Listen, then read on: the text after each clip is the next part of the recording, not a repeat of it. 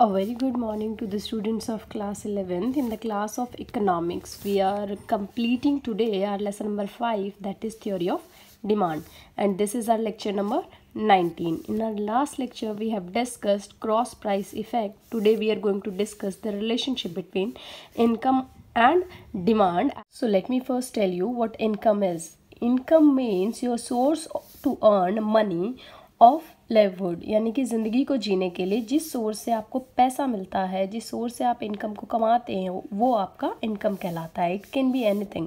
आप अगर एम्प्लॉय हैं तो सैलरी आपके लिए आपका इनकम हो सकता है. अगर आप कोई डॉक्टर या फिर लॉयर हैं तो आपके लिए आपका प्रोफेशन आपकी इनकम का सोर्स हो सकता है. अगर आप कोई बिजनेस ऑपरेट करते हैं तो आपके प्रॉफिट्स आपके लिए इनकम का सोर्स हो सकते हैं. इसी तरीके से हम इनकम को डिफ़ाइन करते हैं. इस टॉपिक के ऊपर मैंने आपको ऑलरेडी एक लेक्चर नंबर 12 में डिस्कस किया हुआ है. अगर आप लोगों ने इस लेसन के हर एक लेक्चर को अच्छे से अटेंड किया है, so you are better aware about income. और अब जो मैं अगले एक टॉपिक के बारे में बात करने जा रही हूँ, जिसके बेसिस के ऊपर कि मैंने इनकम को कैटेगराइज किया है दो इफेक्ट्स में. नॉर्मल गुड्स का मतलब होता है वो गुड्स जो कि एक नॉर्मल ह्यूमन बीइंग अपने लाइफ को परसुएड करने के लिए खरीदता है, जैसे कि shoes, car, shirt etcetera. Inferior goods वो गुड्स होते हैं that are less in quality. ऐसे क्वालिटी का मतलब है इनकी क्वालिटी इन्फीरियर होती है, क्वालिटी पुअर होती है, इसीलिए इन्हें लोग बहुत ही कम प्रेफर करते हैं यूज़ करने के लिए. जैसे गेहूं के इंस्टेड आपको बाजरा या ज्वार यूज़ करना पड़े. जैसे कि अगर हमारी इनकम, नॉर्मल गुड्स के कंटेक्स्ट में बात कर रही हूँ मैं, अगर हमारी इनकम बढ़ती है तो हम उस प्रोडक्ट की डिमांड भी बढ़ा देंगे. जैसे अगर मेरे पास इनकम बढ़ी तो मैं शूज़, कार, शर्ट ये सब चीज़ें ज़्यादा खरीदूंगी. तो इसका मतलब ये हुआ कि इनकम का इन प्रोडक्ट्स पे, नॉर्मल गुड्स के ऊपर इफेक्ट जो है वो पॉजिटिव होता है. यानी इनकम बढ़ी तो प्रोडक्ट्स की डिमांड भी बढ़ जाएगी, इनकम घटी तो प्रोडक्ट्स की डिमांड भी घट जाएगी. Here I am going to take your normal goods, और उसमें मैंने आपके ले लिया है प्राइस. एक साइड में देखिए, मैंने आपको पहले भी बताया, आपका डिमांड कर्व जब भी प्लॉट होगा उसके एक साइड में क्वांटिटी डिमांडेड होगा और एक साइड में प्राइस शो करेंगे हम. लेकिन हम इनकम के इफेक्ट को, स्टूडेंट्स ये बात याद रखिएगा कि इनकम का इफेक्ट कभी भी आपको डिमांड शेड्यूल में नहीं दिखाया जाता है. डिमांड के शेड्यूल में हमेशा यही दो चीज़ें ही कवर की जाएंगी. ये मैंने सिर्फ और सिर्फ आपको शो करने के लिए दिखाया है कि किस तरीके से प्राइस के ऊपर कोई इफेक्ट ना आने के बावजूद भी हमारी क्वांटिटी डिमांडेड जो है उसमें चेंज देखने मिलता है. जैसे देखिए, पहले भी मेरा प्राइस 666 रुपीज़ ही था और अभी भी मेरा प्राइस 6 रुपीज़ ही है. लेकिन इनिशियली जब मेरी इनकम 10,000 रुपीज़ की थी तब मेरे 6 रुपीज़ के प्राइस होने के पर मेरे प्रोडक्ट की डिमांड में कितनी करी थी? 10 यूनिट्स, यानी कि क्वांटिटी क्यू मैंने यहाँ पे डिनोट किया है. सेम वेज 10 ही मैं डिमांड कर रही थी in the next couple of a month. लेकिन जैसे ही मुझे मेरा प्रमोशन मिला, जैसे ही मुझे मेरी सैलरी में एक बढ़ोत मिली, इंक्रीज़ हुआ, मैंने मेरी डिमांड को भी क्या कर दिया? इंक्रीज़ कर दिया. और डिमांड को कितने यूनिट से इंक्रीज़ कर दिया? 2 यूनिट से मैंने इंक्रीज़ कर दिया. अब जो मेरी पहले क्वांटिटी Q थी उसके इंस्टेड मेरे पास अब एक नई क्वांटिटी है, दैट इज़ Q1.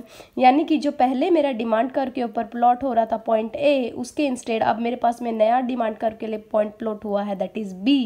और इन लाइन्स को जब मैं ज्वाइन करती हूँ तो मेरे पास पहले जो डिमांड कर्व D था उसकी बजाय एक नया डिमांड कर्व आ गया, दैट इज़ D1. यानी मुझे फॉरवर्ड शिफ्ट देखने मिला, राइटवर्ड शिफ्ट देखने मिला अपने डिमांड कर्व में. मैंने आपको shifting of demand curve already समझाया है बच्चों, तो आई थिंक इस बात को दोबारा बताने की ज़रूरत नहीं है कि मैं इसे फॉरवर्ड शिफ्ट या राइटवर्ड शिफ्ट क्यों बोल रही हूँ. आते हैं हमारे नेक्स्ट पॉइंट पे, that is decrease in income. यहाँ मैंने बताया कि इंक्रीज इन इनकम, अगर मेरी इनकम बढ़ी है तो मेरा प्रोडक्ट के लिए डिमांड भी मैंने बढ़ा दी. सेम वेज अगर मेरी इनकम डिक्रीज होगी तो मेरे प्रोडक्ट की डिमांड भी घट जाएगी. जैसे कि देखिए, मेरे पास सेम प्राइस 6 था, मैं क्वांटिटी डिमांड कर रही थी 10 यूनिट्स की, लेकिन जो सैलरी है वो 10,000 के इंस्टेड 8,000 हो गई है. यानी कि मेरी सैलरी क्या हो गई? डिक्रीज़ हो गई. मेरी सैलरी के डिक्रीज़ होने की वजह से मुझे मेरी क्वांटिटी में भी क्या करना पड़ा? डिक्रीज़ करना पड़ा. 10 के इंस्टेड अब मेरी क्वांटिटी हो गई है 6. यानी कि जहाँ मैं क्वांटिटी पहले Q डिमांड कर रही थी उसके इंस्टेड अब मेरी नई quantity I, that is Q1. और जो मेरा पॉइंट पहले A था उसके इंस्टेड अब मेरे पास पॉइंट आया B. यानी मेरा लेफ्टवर्ड शिफ्ट या डिक्रीज इन डिमांड कर्व मैं इसे कहूँगी. क्लियर है स्टूडेंट? तो इनकम में इंक्रीज हुआ तो मेरी डिमांड भी बढ़ी, इनकम में डिक्रीज हुआ तो मेरी डिमांड भी घट गई। ये रिलेशन होता है नॉर्मल गुड्स के केस में। लेकिन इंफीरियर गुड्स के केस में क्या होता है? इंफीरियर गुड्स, देखिए जब भी कभी आपकी इनकम इंक्रीज होगी तो आप इन गुड्स की डिमांड को कम कर देंगे। क्यों? क्योंकि कौन चाहेगा इंफीरियर क्वालिटी के गुड्स को यूज़ करना। आप जब बाजरा के इंस्टेड आप वीट को अफोर्ड कर सकते हो तो आप वीट की तरफ में अपनी डिमांड्स को मूव करोगे ना, इंस्टेड ऑफ बाजरा। आप बाजरा की कंजम्पशन को क्या कर दोगे? कम कर दोगे। यानी कि इनकम का इफेक्ट ऐसे गुड्स के साथ में नेगेटिव होता है। जब जब भी आप ऐसा देखेंगे कि आपकी इनकम बढ़ रही है, आप इन प्रोडक्ट्स की डिमांड को कम कर देंगे। And to show you the effects of inferior goods, I have categorized it into the two parts. One is increase in the income, another one is the decrease in the income. So इसके लिए मैंने आपके लिए demand schedules लिए हैं and demand कर respectively. तो मैं आपको दिखा रही हूँ कि सेम बेस जैसे वाई एक्सिस के ऊपर मैंने प्राइस लिया है, एक्स एक्सिस के ऊपर मैंने आपका क्वांटिटी डिमांडेड लिया है, सेम बेस मैंने आपका प्राइस और क्वांटिटी डिमांडेड को लिख लिया है स्टूडेंट्स। नाउ सी, मेरे पास प्राइस है 4 रुपीज़। अब आप सोच रहे होंगे कि मैम नॉर्मल गुड्स के टाइम पर आपने प्राइस 6 रुपीज़ लिया था, यहाँ इंफीरियर गुड्स के पॉइंट पर आकर के आपने प्राइस जो है वो 4 यूनिट्स क्यों लिया? स्टूडेंट सी, ये प्रोडक्ट्स के प्राइस जो है नॉर्मल गुड्स के कंपेयर में सस्ते होते हैं, इसीलिए तो पुअर क्लास के जो इंडिविजुअल्स हैं वो इन गुड्स को प्रेफर करते हैं। क्यों? क्योंकि वो नॉर्मल गुड्स को या हाई क्वालिटी गुड्स को अफोर्ड नहीं कर सकते हो, इसीलिए ये सस्ते गुड्स ही उनको उनकी ज़िंदगी को जीने के लिए हेल्प करते हैं, उनकी लिविंग स्टैंडर्ड्स को मैच करते हैं। तो देखिए, जब प्राइस 4 रुपीज़ ही है, प्राइस में कोई चेंज नहीं हुआ है, चेंज कहाँ हुआ है? हमारी इनकम के अंदर हुआ है। और जैसा कि मैं पहले भी बता चुकी हूँ कि इनकम का कोई भी पार्ट, जो ये पार्ट है, ये मैंने सिर्फ आप लोगों को शो करने के लिए दिखाया है, डिमांड शेड्यूल में ये कभी भी शो नहीं होता है। चलिए, तो जब 4 रुपीज़ का प्राइस था आपके प्रोडक्ट का, यानी बाजरे का, लेट्स टेक, आपके बाजरे का जब 4 रुपीज़ का प्राइस था तो मैं 8 यूनिट्स डिमांड करी थी, जब तक मेरी प्राइस जो था, मेरी इनकम जो थी वो 6000 रुपीज़ थी। एक दिन मुझे पता चला कि मुझे प्रमोशन मिला है और इसीलिए मेरी इनकम जो है वो 10,000 हो गई। अब जब नेक्स्ट मंथ मेरी इनकम 10,000 हो जाएगी, प्राइस बाजरे का अभी भी वही है 4 रुपीज़, लेकिन मैं क्या कर दूंगी? अपनी डिमांड को कम कर दूंगी। इनकम तो मेरी बढ़ी है, लेकिन मैंने क्या किया? अपनी डिमांड को कम कर दिया। क्यों कम किया? ये जो बाकी की 4 यूनिट्स जो मैंने यहाँ कम की है, उसका मैं क्या खरीदूंगी? उससे मैं वीट खरीदूंगी। अब मैं गेहूं भी तो खरीद सकती हूँ ना, जो 8 यूनिट ही कंज्यूम होती थी मेरे यहाँ पे पहले भी, अभी भी 8 ही कंज्यूम होगी। लेकिन अब मैंने बाजरे की 4 यूनिट कर दी और 4 यूनिट मैंने गेहूं के लिए परचेज करना शुरू कर दिया। क्यों? क्योंकि अब मैं उनको अफोर्ड कर सकती हूँ ना। 6000 के इंस्टेड मेरी इनकम 10,000 हुई है ना स्टूडेंट्स। सेम बेस देखिए, डिक्रीज होती है जब आपकी इनकम 6000 के इंस्टेड 5000 हो जाती है, तो प्राइस तो बाजरे का सेम ही है, 4 रुपीज़ ही है। लेकिन जो पहले मैं क्वांटिटी डिमांड कर रही थी 12 का, 8 यूनिट्स का, उसके इंस्टेड अब मैं डिमांड कर दूंगी कितना? 12 यूनिट्स की। यानी कि मैंने मेरी डिमांड को बढ़ा दिया। क्यों बढ़ाया? क्योंकि मेरी इनकम जो है वो घट गई। यानी पहले जो 6000 जब मेरी इनकम थी तो कुछ डिमांड जो है मैं वीट से कर रही थी, वो डिमांड भी अब शिफ्ट होकर के कहाँ आ गई? बाजरे के ऊपर ही आ गई। यानी पहले भी मैं वीट खरीद रही थी जब मेरी इनकम 6000 थी, लेकिन अब मेरी इनकम और कम हो गई, तो मुझे मेरी वीट के लिए जो डिमांड है उसको शिफ्ट करके कहाँ लेके आना पड़ेगा? बाजरे की तरफ लेके आना पड़ेगा। क्लियर हुआ स्टूडेंट्स? यानी कि अगर मेरी इनकम बढ़ी तो मैं इस प्रोडक्ट के लिए अपनी डिमांड को कम कर दूंगी, क्योंकि अब मैं अच्छी क्वालिटी के गुड्स को अफोर्ड कर सकती हूँ। और जब मेरी इनकम घटेगी तो मैं उन प्रोडक्ट्स की डिमांड और ज़्यादा बढ़ा दूंगी। क्यों? क्योंकि अब जब पहले मैं क्वांटिटी नॉर्मल गुड्स की परचेज कर रही थी, अब मुझे उनके इंस्टेड भी कहाँ आना पड़ेगा? इंफीरियर क्वालिटी गुड्स को ही खरीदना पड़ेगा। Inferior quality goods, given goods जिनको हम बोलते हैं। के लास्ट टॉपिक पे, जो कि है impact of taste and preference on the demand for a commodity. यानी कि मैंने आपको इसके बारे में भी स्टूडेंट्स ऑलरेडी लेक्चर नंबर 13 में बताया था कि किस तरीके से taste and expectations of consumers effects their demand. चलिए, तो टेस्ट एंड प्रेफरेंसेस जो हैं किसी भी कंज्यूमर की, वो 3 चीज़ों की वजह से इफेक्ट होती है। पहला है उनका इंडिविजुअल लाइक्स एंड डिसलाइक्स, दूसरा है ट्रेंडिंग फैशन, अगर फैशन में कोई चेंज हुआ है तो उसकी वजह से उनकी डिमांड इफेक्ट हो सकती है। तीसरा है क्लाइमेटिक या एनवायरमेंटल चेंज, लाइक सर्दी गर्मी मौसम में चेंज जो है उसकी वजह से।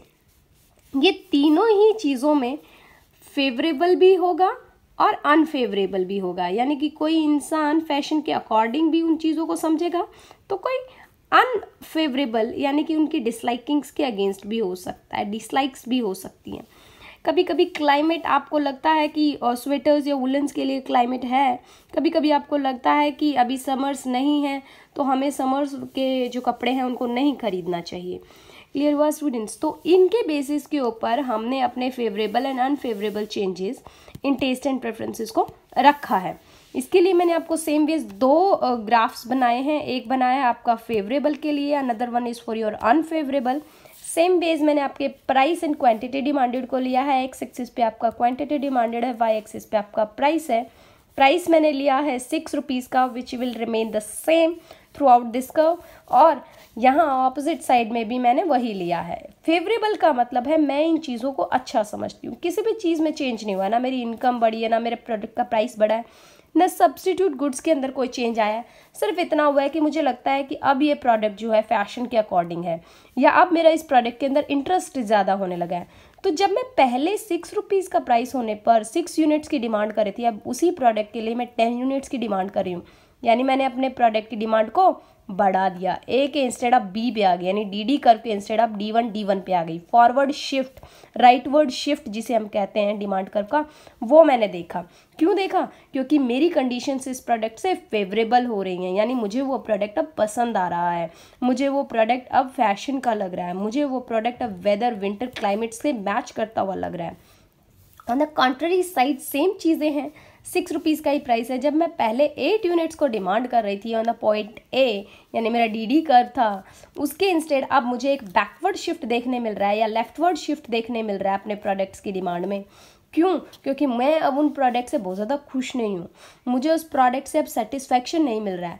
मेरे उस अनसेटिस्फैक्शन या अनहैप्पीनेस की वजह से ही मैंने अपनी डिमांड्स को क्या कर दिया, विड्रॉल कर दिया, और उन डिमांड्स को जो मैंने डिक्रीज़ किए हैं वो अब मैं किसी और प्रोडक्ट में जा कर के ऐड करूँगी, या फिर यहाँ वाले केस में जो मैंने किसी और प्रोडक्ट के साथ में अपना इन्वेस्टमेंट कर रखा था वो मैंने ला करके किसके अंदर ऐड कर दिया, इसी प्रोडक्ट में ला करके ऐड कर दिया। यानी कि अब मैं कुछ और प्रोडक्ट्स खरीदने के इंस्टेड इसी प्रोडक्ट को खरीदने पे जोर दे रही हूँ।